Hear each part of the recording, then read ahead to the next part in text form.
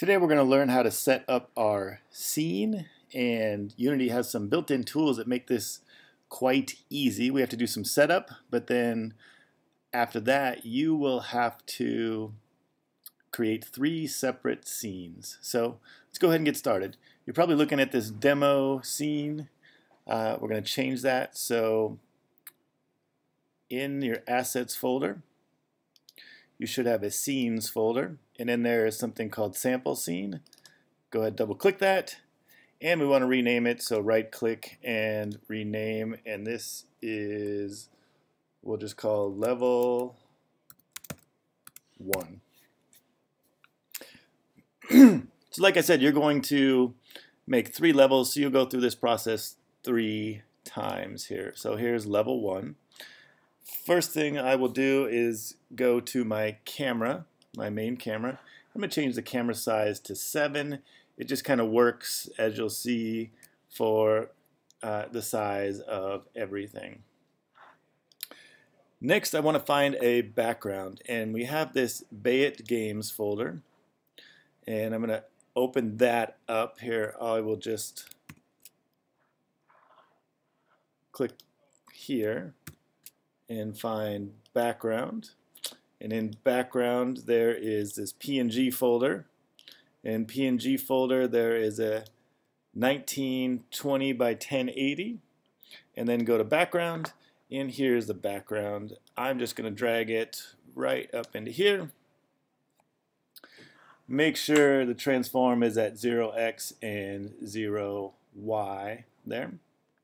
That doesn't quite fit the background, so we're going to change that. We're going to click here on the background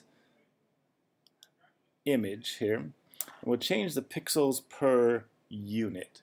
I found that 72 kind of works. If I click apply, then it gets just a little bit bigger than my camera, and I'm fine with that. It gives me a little bit of margin of error there. So there's my camera. We can click on our background object now and just kind of hide the camera, or hide the background. You can see where the camera is, turn it on, you can see a line right there. So good.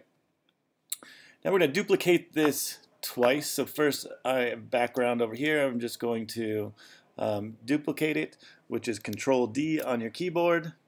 It makes background 1. I'm going to move this to the X position. It's 26 point something. I'm going to go 26.6 and see how that looks. Actually, that's perfect. That's exactly where I wanted it. If I scroll in here, you can see that the background is tileable, and it's kind of right there. If I go bigger, like if I went 27, you'd see there's a gap there. So 26.7, that's a little bit too far. 26.6 was the right spot there. So now there's my background 2. Before I go on, I've got to do something here. I have my background 1 selected, and the order and layer, I need to change this to -1. That's going to ensure that it's behind all the other objects that I put on my scene. And so I don't forget, I'm going to go back to my background and change the order and layer to -1 there as well. Now I'm going to duplicate background 1, so Control D on your keyboard, and this one, whatever, so I'm going to go to 53.2, should be right there, 53.2.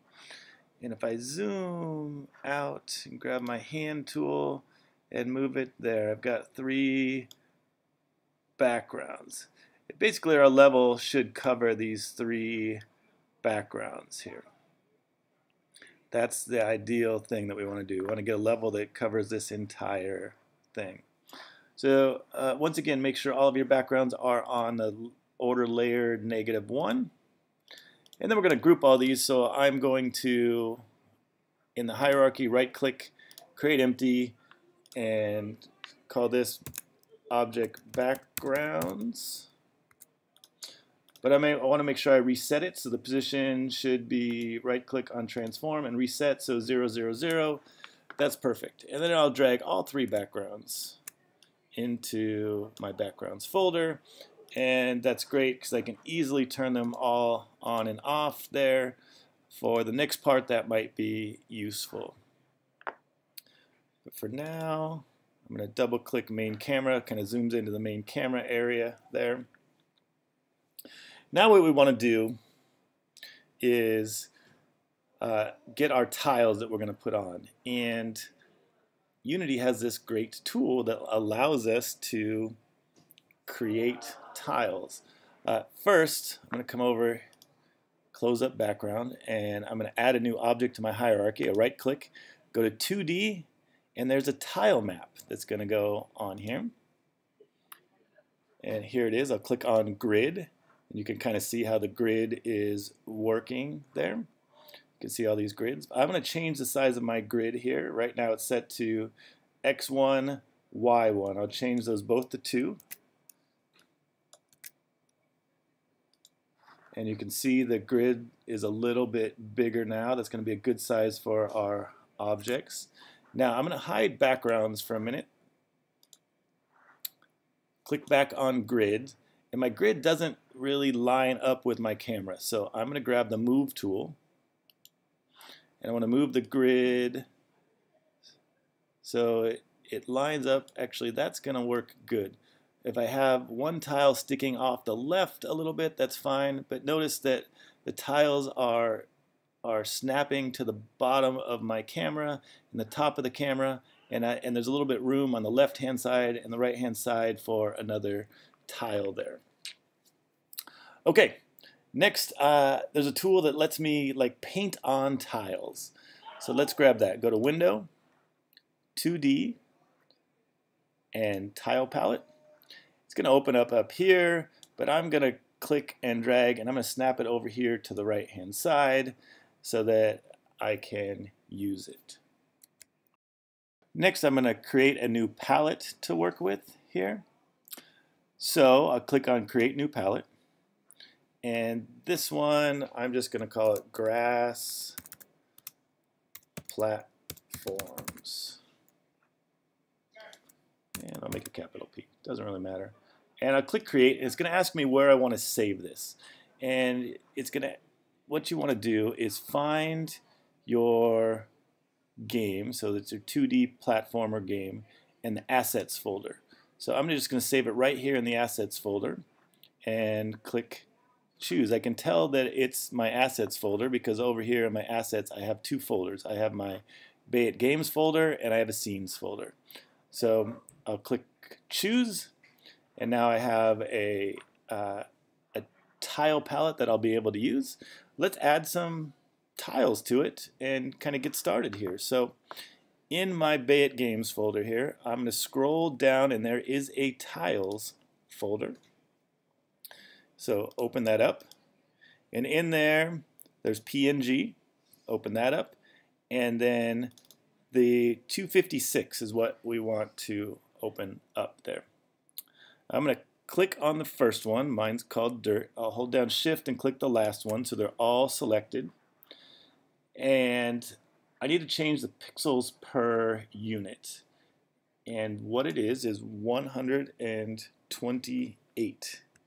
Is the pixels per unit, and I will click Apply, and as you'll see, that'll make a perfect sized tile for us.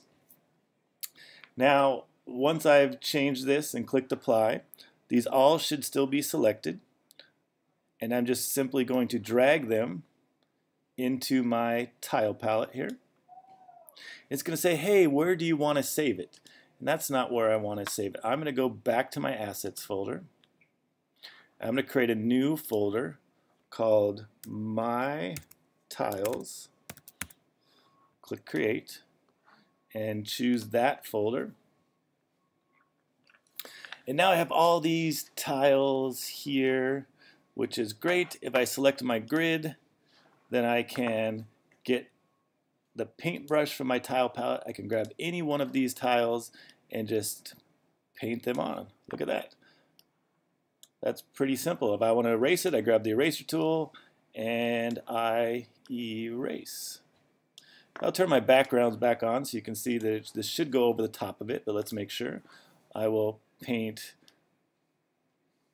that's the eraser tool, get the paintbrush and paint a couple things on, and it's going right over the top, which is exactly what I want. And look, if I were to go along the bottom there, my tiles are going directly along the bottom, and I can check that by clicking over to the game view, and you can see that my tiles are right there at the bottom, which is exactly what I wanted. Let's add one more tile to this. We're going to add a water tile. So if you go to Bayit Games and go down to the bottom, there is a water animation. Open that up, and then there's PNG, and then one time. Now you want to select all of these images, and we got to reset the pixels per unit to 64. We're going to go 64 pixels per unit. That's going to make it the correct size there. Now, click apply if you didn't already do that. Sorry. That was down here. Click apply. This is an animated water sequence. We're going to talk about animations later. For now, I just want one image, so I'm going to grab image 1. I'm going to drag it into my tile palette, and it's going to say, hey, where do you want to save it? Well, we made a folder earlier under assets is my tiles, and I'm going to save it in my tiles, so I'll click save. And I have that water, and I could paint that on as well. So here's your goal right now. You have to create 3 levels based on these tile assets. And so you could very easily go and create some things, right? However you want it to be. My recommendation is our character will probably be able to jump 2 tiles. So if you leave 2 tiles blank like that, that's probably the farthest that our character will be able to jump, although you may be able to do that. And as far as how high can it jump, probably we'll be able to jump up 1. So if I add a tile to my grid here, I could probably make this jump up to there. If I'm a character here, I could jump up to there, or I could jump over 2. So as you're creating this level, kind of keep those things in mind. Again, you want to create across 3 backgrounds, and you want to do this for 3 levels. The last thing to do is add some of these decorative items to your scene, and it's pretty simple to do. You can see I have created just an empty game object here to hide all of them. But to create them, you go to Environment and find PNG and all. And then there's 1, 2, and 4. I just went to 1 time. And you can grab something, like I'll grab asset 2 here. I'm just going to drag it over. And I'd probably rename this to Tree 2. At this point, it may need resizing. I don't know. Let me move it into place here first. One thing you definitely have to do is change the order in layer. I'm going to change that to 1. If you don't, sometimes it goes behind the background there. So here, if you want to resize it, you would just grab the resize tool, resize it. When you're happy with the size of this object here, I'll just put it there. You should make a prefabs folder in assets, and then you just drag that into the prefabs folder and then into your decorative items. So also some things, if you go to this mace, saw, and spike, there are different size spikes that you could put on. I do want to show you with the spike that I created. If I put the layer order back to 0, look, it goes behind my platform. That's not where I want it. So I want to make sure the layer order is 1 on that. Okay, so now create 3 different levels. You know, each level needs to be the width of 3 backgrounds, go ahead and design your level. Have fun doing it.